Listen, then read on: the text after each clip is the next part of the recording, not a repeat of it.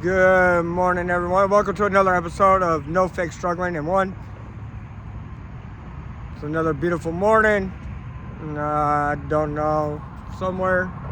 The ducks. Hopefully, the ducks are over there. So today, have y'all ever been in that spot where you're in that period of growth? Also, by the way, let me say this. This is going to be part 2 of Never Giving Up. I'm really thinking about some of the things I said on that day. So yes, in a godly lifestyle, we want to give up drugs and things like that. But lately I've been struggling with the thoughts of my career choice and not wanting to give up on it, knowing that there's still opportunity in auto detailing. I'm starting to kind of lose the passion for it. Where I'm at, just certain things like I keep going to work mostly for my customers. And I'm still going to do a good job, work hard as I possibly can for me, for God, and for my customers. There's obviously the other person. It's becoming kind of toxic. And then when you throw again in the mix of trying to be positive, you're trying to be a Christian or to be godlike, not godlike, but Christian lifestyle, trying to be calm, understanding, and then also the success part. So you're mixing all this in a bowl, and you don't want to complain, you don't want to gossip, but one person, it's like all they do, no matter how much you do for them, no matter how you do it, like I said, no fake, we're not going to fake this. So yeah, as a manager, I'm dealing with the person above me at the place I work. It seems like all he does is find a way to cut me down. Am I going to make mistakes as a manager, not alone as a person? Absolutely. And as we know, being successful as grown adults, people are going to fail, and as long as you're willing to get better, whether it's taking classes, you learn, read books, whatever, or a mixture of everything. When you're putting down on no matter how you do it, and there's only an average of 2 people at that shop. On average, we've had 2 people at that shop. And you get to a point where you're burnt out. Like, we do the same thing. It's like somebody's got to reteach you to sell every day. Constantly calls in front of the customers while you're trying to talk to the customers. Yes, he does a lot for me on the back end, and I'm appreciative of that. Sometimes he don't think I am. And he's helped me get through some stages of life. Don't get me wrong on that. But it also seems like on the other hand, he's trying to play too much of like, oh, you need to go get a haircut. You need to go do this. You need to do that. This is my life. You have your life, my followers. If you want to go get a haircut, go get a haircut. It's not my job to go tell you to go get a haircut. So as a leader, not as a friend that he's helped me out or the shop to get me where I'm at, like I said, I am appreciative of those things. I really am. But when you're behind the scenes, and this is stuff that we're trying to talk about on this channel of No Fake Struggling, it seems like he puts me more down than anything. I've had other people in my life point this out. And I used to see opportunity and growth. And as y'all know, there was a time period, yes, I got high, but I still stayed late. I was still running around. Those that already know me from my life, I don't drive. So yes, I pretty much did the dope to keep going. Run the shop, go walk to the store. When I adopted the cat, stay up, take care of the cat. And make my own plans in the trailer. I was doing the best I can. Yes, those funds weren't going to tithing or they weren't going to the trailer, but I was doing the best I can with the income I had. And so now I'm at the point where I don't want to contradict myself in that last video of saying never give up. So essentially, like, I want to give up on the shop. Like, I still want to do detailing. I wouldn't mind seeing myself. I've seen detailers go into training, go into that. So do I do my resume, or do I switch a whole new career at 40? So sometimes, do we have to give up? Kind of like the drugs. And even in the Bible, it says about plucking out the weeds.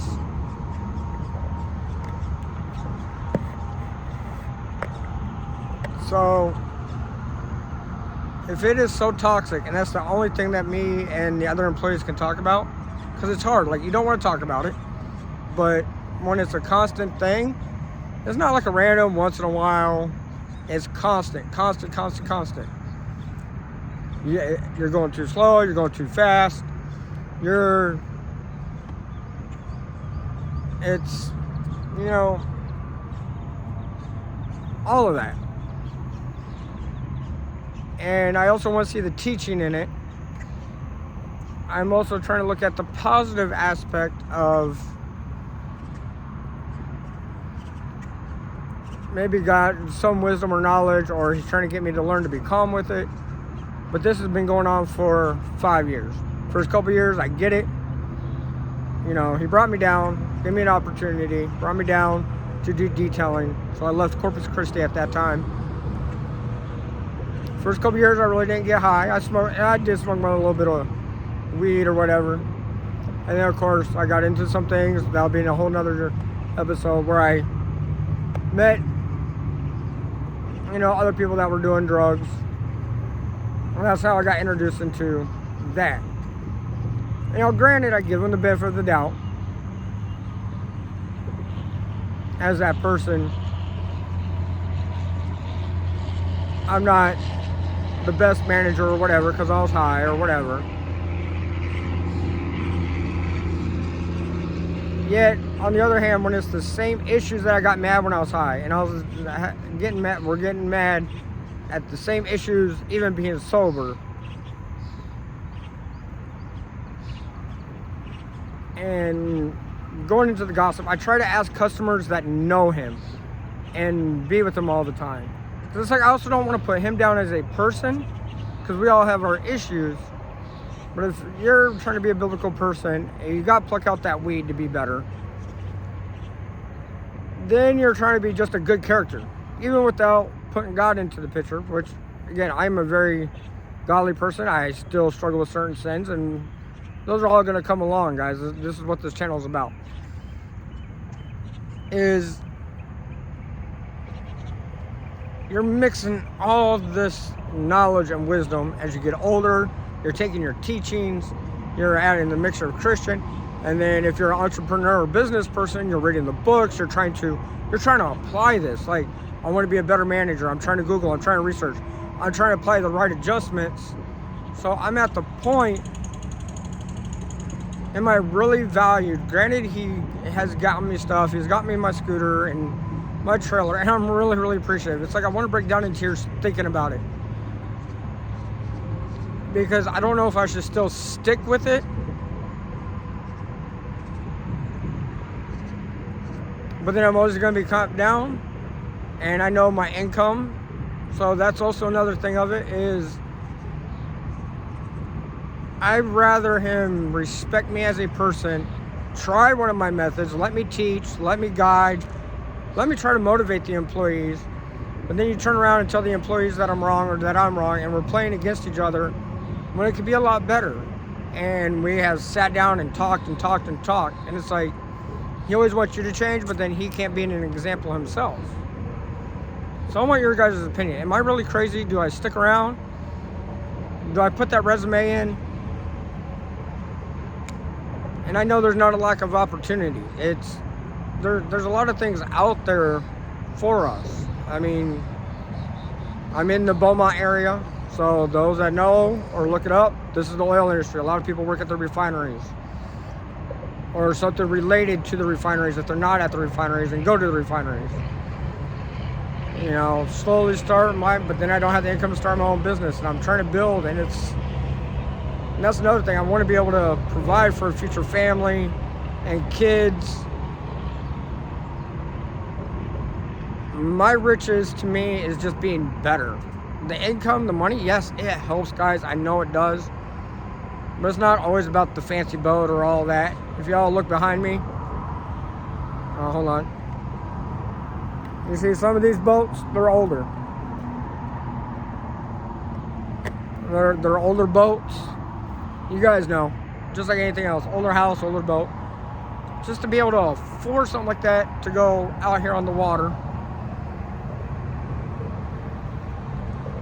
Something small and cheap. Small. Cheap. It's hard to afford stuff. So it's like, I feel like I'm stuck, but I'm not stuck. And I don't want to contradict my words, so do I give up? Do I give up completely on the detailing? So maybe sometimes never giving up. But maybe you really have to. And see, and I know when you look at the Bible, it might seem contradictory, but it's not.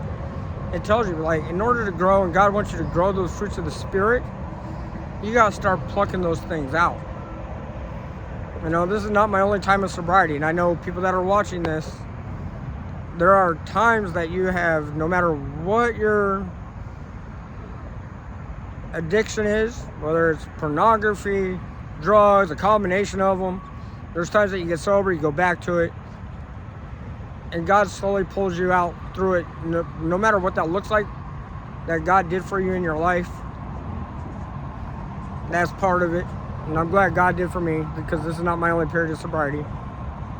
And I miss going out networking. I miss doing that. Now I feel like all I am is doing working for the shop constantly. I don't even get time to, besides the weekends,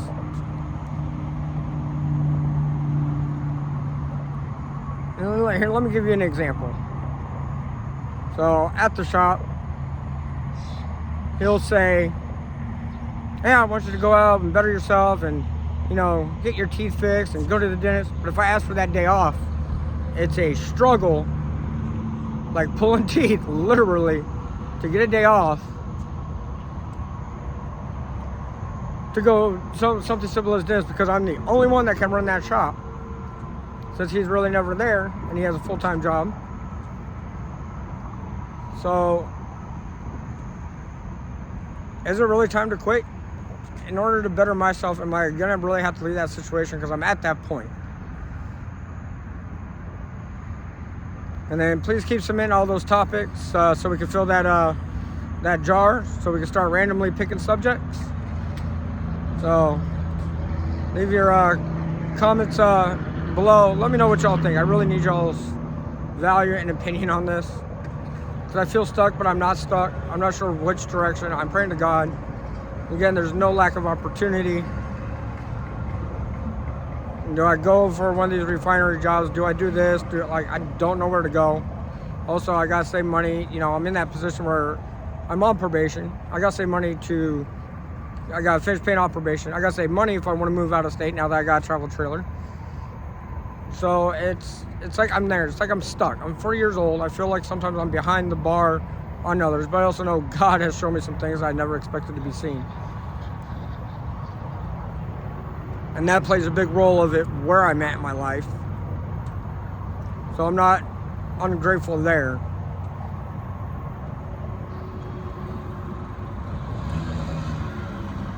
So I'm trying to figure out what these next steps look like. Having a better job or better career. It's not necessarily being a multimillionaire or making $100 grand a year. That's nice, but you're also spending $100 grand a year though too. I want to live a little bit more comfortably. I want to be able to take those trips when I do get off probation. I do want to be able to provide for a future wife and kids. Are there going to be struggles in those times? Absolutely, but I want it to be less of a struggle. And that's what I'm also here for, those that have already been through these struggles, as a reminder to not try to fall back or to help maintain it.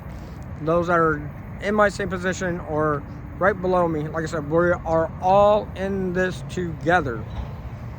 So it's a reminder, those that are going through it, about to go through it. So leave your comments below. And please don't forget to hit the like and subscribe button below, and also see all the other pages, and I will start putting lists of not just the hashtags but other channels that I like to watch for motivational. So that will also be in this as well. Stay tuned for next episode. No struggling out, no fake struggling one.